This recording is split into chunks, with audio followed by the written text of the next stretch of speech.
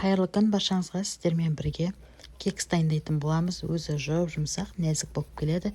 25 минутта дайын болады. Оған қажетті заттарымыз: жұмыртқа. Алдымен жұмыртқаны шағып аламыз. Оның үстіне секер салатын боламыз. Сұйық майымызды құямыз және одан кейін сүт құямыз.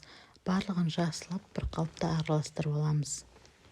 Жақсылап барлығын араластырып болғаннан кейін ұнымызға араздық салып араластырамыз және ұнымызды саламыз. Ұнымызды електен өткізіп салғанымыз жақсы, кексіміз әдемі көтеріледі. Ұнымызды салғаннан кейін жақсылап араластырамыз. Біздің қамырымыз дайын болды. Қамырымызды формаларға құйып шығамыз.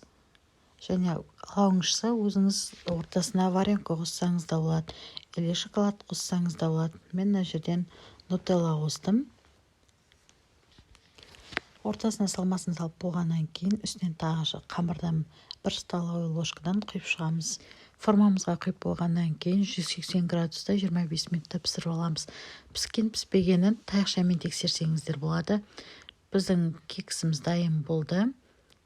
Мен дайын болған кекстің бетіне қант ұнтағын сеуіп шықтым. Әдемілік үшін.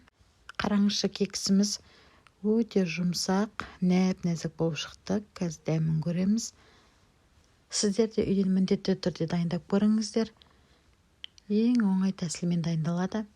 Және менімен бірге болғандарыңызға көп рахмет. Менің каналыма тіркеліп кетуді ұмытпаңыздар. Ең дәмді және қолжетімді заттармен дайындалатын рецепттермен бөлісетін боламын.